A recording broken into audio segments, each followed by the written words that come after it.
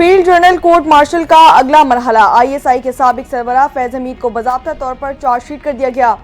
I S P R کے مطابق charges میں سیاسی سرگرمیوں میں ملوث ہونا، آفیشل سیکریٹ ایکٹ کی خلاف ورزی شامل۔ سیاسی سرگرمیوں میں ملوث 9 مئی کے پرتشدد واقعات سے جڑے معاملات زیر تفتیش۔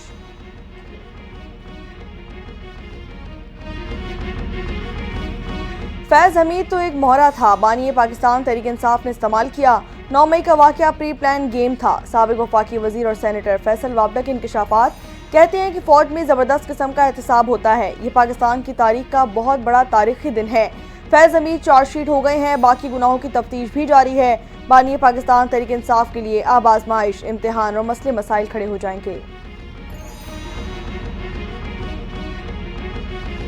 ملک میں انتشار پھیلانے والوں کا بندوبست کیا جائے گا۔ پاکستان تحریک انصاف نے ملک کی سیاست میں نفرت کے بیج بوئے۔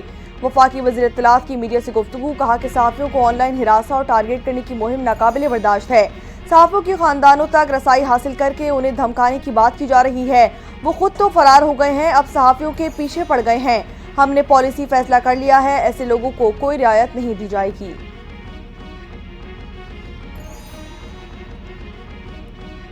وزیر اعظم شہباز شریف نے سول نافرمانی کی کال کو ملک دشمنی قرار دے دیا۔ اسلام آباد پر چڑھائی کر کے ملک کے خلاف سازش کی گئی تھی۔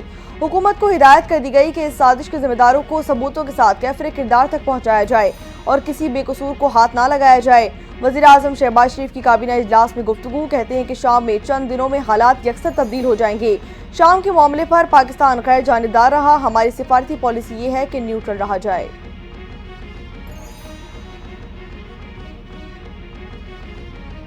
آرمی چیف کی مشق کیمبرین پیٹرول میں گولڈ میڈل جیتنے والی پاک آرمی کی ٹیم سے ملاقات، پاکستان کا وقار برقرار رکھنے پر ٹیم کی کامیابی پر تعریف۔ آئی ایس پی آر کے مطابق مشق 4 سے 13 اکتوبر کو برطانیہ میں جاری رہی۔ 143 ٹیموں نے حصہ لیا۔ کیمبرین پیٹرول عالمی سطح پر سب سے زیادہ چیلنجنگ فوجی مشق میں سے ایک ہے۔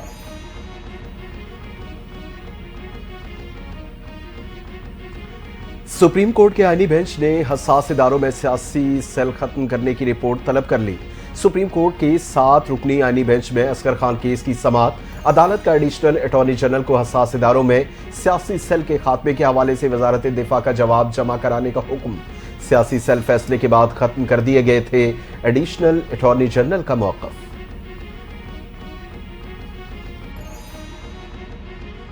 سپریم کورٹ کے آئینی بینچ میں فوجی عدالتوں میں سیویلینز کی ٹرائل سے متعلق سماعت جمعرات تک ملتوی کر دی گئی۔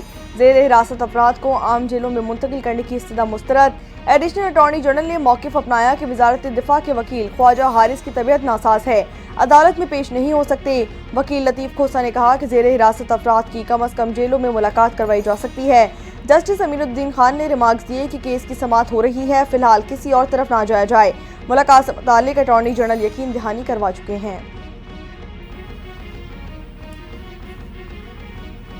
9 مئی واقعے کی جوڈیشل انکوائری کے لیے بانی پی ٹی آئی کی درخواست پر اعتراضات ختم۔ جوڈیشل کمیشن بنانے کی بانی پی ٹی آئی کی درخواست سماعت کے لیے منظور۔ دوران سماعت درخواست پر ایڈیشنل اٹارنی جنرل کی مخالفت۔ درخواست عوامی اہمیت کی نہیں، وکیل درخواست گزار بولے کہ 1.5 سال ہو چکا، پتہ تو کرا لیں کہ 9 مئی کو ہوا کیا تھا۔ ملک میں غیر اعلانیہ مارشل لا لگا ہوا ہے۔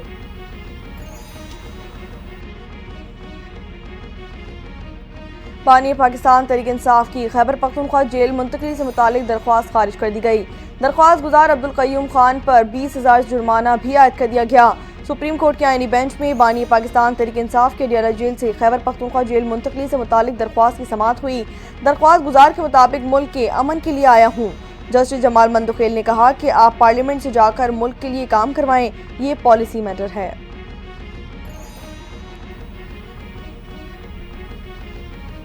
جسٹس امین الدین کی سربراہی میں آئینی بینچ کی بانی پی ٹی آئی کے خلاف توہین عدالت کی حکومتی درخواست پر سماعت۔ کیا حکومت اس درخواست کو چلانا چاہتی ہے؟ عدالت کا ایڈیشنل اٹارنی جنرل سے سوال۔ ایڈیشنل اٹارنی جنرل نے جواب دیا، حکومت سنجیدگی سے سماعت چاہتی ہے۔ بانی پی ٹی آئی نے 25 مئی کو لانگ مارچ کر کے عدالتی حکم کی خلاف ورزی کی۔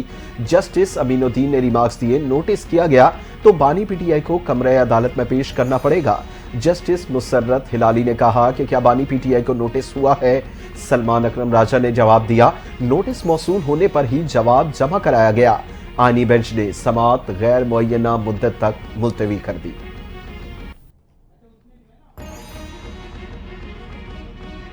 نند بھاوج کی لڑائی نے فتنہ پارٹی کے 5 گروپ بنا ڈالے، انقلاب لانے والے آپس میں گتم گتا ہو گئے۔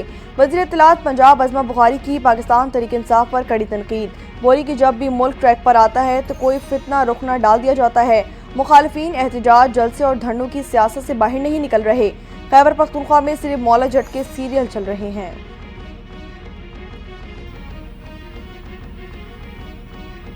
مجھے سیاست میں حصہ لینے سے روکنے کے لیے سزائیں سنائی گئیں۔ ہماری سیاسی جماعت حریفوں کے لیے چیلنج بن چکی تھی۔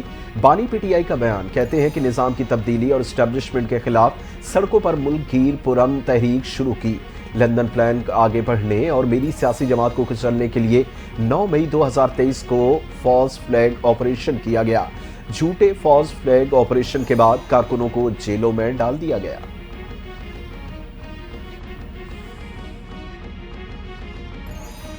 سابق اسپیکر قومی اسمبلی اسد کیسر نے پاکستان پیپلز پارٹی کو 26 نومبر کے واقعات میں برابر کا شریک قرار دے دیا۔ حکومت دہشت گردوں کے بجائے پاکستان تحریک انصاف کے پیچھے لگی ہوئی ہے۔ سیاسی قیدیوں کو رہا کرنا ہمارا مطالبہ ہے۔ میڈیا سے گفتگو کرتے ہوئے اسد کیسر نے حکومت کو تنقید کا نشانہ بنا ڈالا۔ کہا کہ پاکستان تحریک انصاف کو دبانے کے لیے سب اپنی کوششیں کر رہے ہیں۔ بلوچستان میں حکومتی ریٹ ختم ہو چکی ہے۔ ان کے پاس اتنا وقت نہیں ہے کہ اصل ٹارگیٹ پر فوکس کر سکیں۔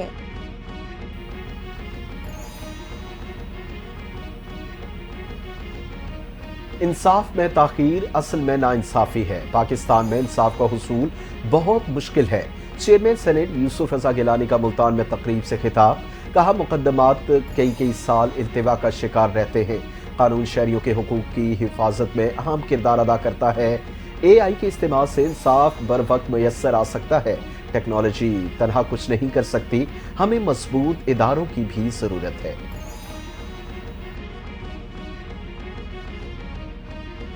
وزیراعلی پنجاب مریم نواز کا دورہ چین میں مصروفیت سے بھرپور دوسرا روز۔ مریم نواز کی کمیونسٹ آف چائنا کے انٹرنیشنل ڈپارٹمنٹ آمد، communist party of China department کے منسٹر سے ملاقات کی گئی۔ وزیراعلی پنجاب نے چائنا کی دور اندیش قیادت کو سراہا۔ وزیراعلی پنجاب نے کہا کہ پاک چین تعلقات کے فروغ میں کمیونسٹ پارٹی آف چائنا کا کردار کلیدی ہے۔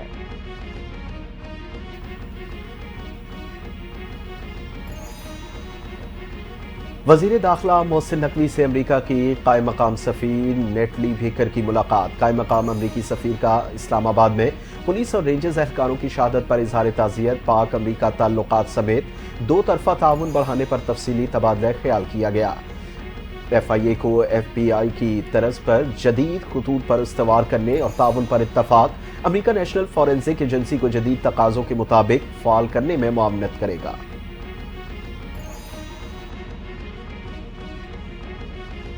پشاور ہائی کورٹ نے سابق اسپیکر قومی اسمبلی اسد کیسر کی 21 دسمبر تک راہداری ضمانت منظور کر لی۔ عدالت کا اسد کیسر کو درج مقدمات میں گرفتار نہ کرنے کا بھی حکم۔ جسٹس اشتیاق ابراہیم نے 3 مقدمات میں راہداری ضمانت کے لیے اسد کیسر کی درخواست پر سماعت کی۔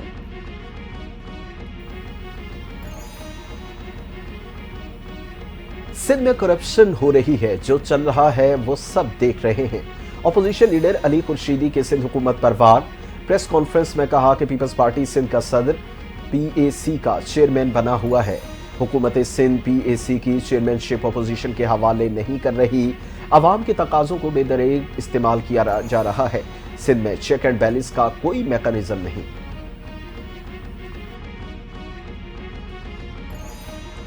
بھارت نے مقبوضہ کشمیر میں ڈھونگ انتخابات کروائے۔ بھارت نے جو الیکشن کروائے اس میں کوئی کشمیری شامل نہیں تھا۔ اسلام آباد میں مشال ملک کا تقریب سے خطاب، کہا کہ مودی سرکار کشمیریوں کی نسل کشی کے منصوبے پر عمل پیرا ہے۔ مودی اور نیتن یاہو کی دہشت گردی پھیلتی جا رہی ہے۔ اسرائیل فلسطینیوں کی نسل کشی کر رہا ہے۔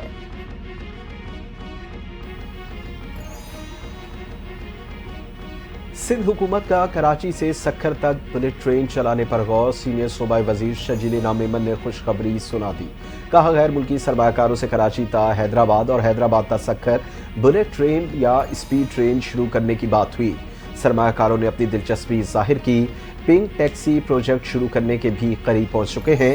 ریڈ اور یلو لائن پر کام چل رہا ہے۔ پاکستان سمیت دنیا بھر میں انسانی حقوق کا عالمی دن آج منایا جا رہا ہے۔ صدر مملکت نے پیغام میں کہا کہ آئین شہریوں کو بنیادی حقوق کی ضمانت دیتا ہے۔ آج کے دن ہمیں مقبوضہ جموں کشمیر کے بھائیوں کو یاد رکھنا چاہیے۔ مقبوضہ جموں کشمیر کے عوام بدترین ریاستی دہشت گردی کا سامنا کر رہے ہیں۔ وزیر اعظم شہباز شریف کا کہنا تھا کہ اس دن ہمیں فلسطینی عوام کی حالت زار کو نہیں بھولنا چاہیے۔ فلسطینیوں کی بھی غزہ اور مغربی کنارے میں اسرائیل کی وحشیانہ جارحیت کا سامنا ہے۔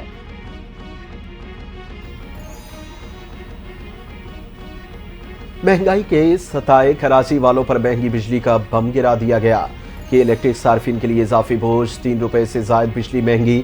دسمبر میں کراچی صارفین کے لیے بجلی مہنگی، ملک بھر میں سستی ملے گی کہ الیکٹرک کے صارفین پر مہنگی بجلی کی پیداوار کے اثرات برقرار۔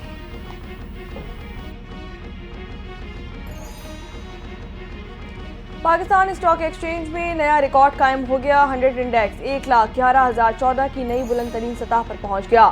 گزشتہ روز کاروبار کے اختتام پر 100 انڈیکس 916 پوائنٹس اضافے سے 1,09,970 پر بند ہوا تھا۔ بلند ترین سطح 1,10,358 رہی۔ جنوبی وزیرستان میں گاڑی پر فائرنگ، ڈرائیور سمیت 3 افراد جاں بحق ہو گئے۔ فائرنگ کا واقعہ برمل کے علاقے راغزائی میں پیش آیا۔ جاں بحق تینوں افراد کا تعلق وزیر کنگی خیل سے ہے۔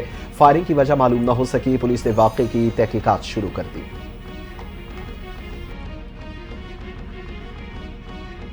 قلعہ عبداللہ میں سڑک پر چلتی موٹر سائیکل میں دھماکہ، 2 مبینہ دہشت گرد ہلاک ہو گئے۔ پولیس کے مطابق واقعہ قلعہ عبداللہ میں قومی شاہراہ پر پیش آیا۔ مبینہ دہشت گرد ہدف کے قریب دھماکہ کرنا چاہتے تھے لیکن بم راستے میں ہی پھٹ گیا۔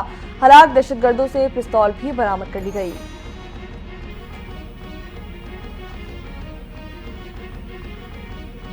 1971 کی جنگ میں جرت اور بہادری کی مثال قائم کرنے والے شہید سوار محمد حسین کی 53ویں برسی آج منائی جا رہی ہے۔ صدر مملکت اور وزیر اعظم شہباز شریف کا سوار محمد حسین شہید کی برسی پر خراج عقیدت۔ وزیر اعظم شہباز شریف نے کہا، سوار محمد حسین نے دشمن کے 16 ٹینکس تباہ کرنے میں کلیدی کردار ادا کیا۔ دشمن کا غرور خاک میں ملا دیا۔ قوم کو اپنے شہداء اور ان کے اہل خانہ پر فخر ہے۔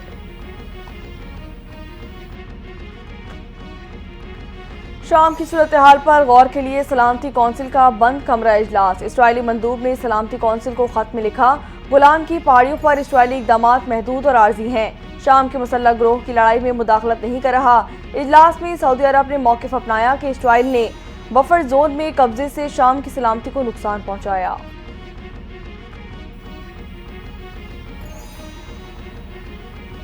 اسرائیل کی شام میں 3 اہم فضائی اڈوں پر بمباری۔ فضائی اڈوں پر درجنوں ہیلی کاپٹر اور جنگی طیارے موجود تھے جنہیں نشانہ بنایا گیا۔ عرب میڈیا کے مطابق اسرائیل نے گولان کی پہاڑیوں کے ساتھ ایک بفر زون پر بھی قبضہ کر لیا، جس سے خطے میں کشیدگی مزید بڑھنے کا خدشہ۔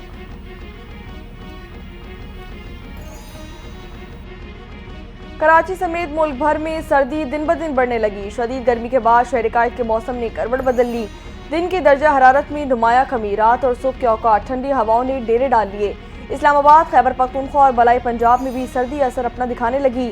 لاہور کا کم سے کم درجہ حرارت 7 ڈگری سینٹی گریڈ ریکارڈ کیا گیا۔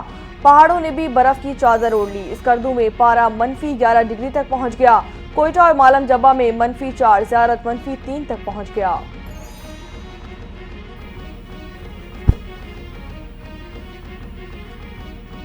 اور نیا ملک نیا ٹاسک، جنوبی افریقہ میں شاہینوں کی نئی مہم۔ قومی ٹیم مسلسل تیسری سیریز جیتنے کے لیے پرعزم۔ جنوبی افریقہ کے خلاف T20 سیریز کے لیے قومی ٹیم کی تیاریاں۔ پاکستان کھلاڑیوں کی اسٹیڈیم میں پریکٹس۔ بابر اعظم اور سائم ایوب کے اوپن کرنے کا امکان۔ دونوں ٹیموں کے درمیان پہلا T20 میچ آج کھیلا جائے گا۔ کپتان محمد رضوان کہتے ہیں، ماضی کی پرفارمنس معنی نہیں رکھتی، یہاں پر سیریز کے لیے آئے ہیں، یہ ایک چیلنج ہے۔ میچ پاکستانی وقت کے مطابق رات 9 بجے شروع ہوگا۔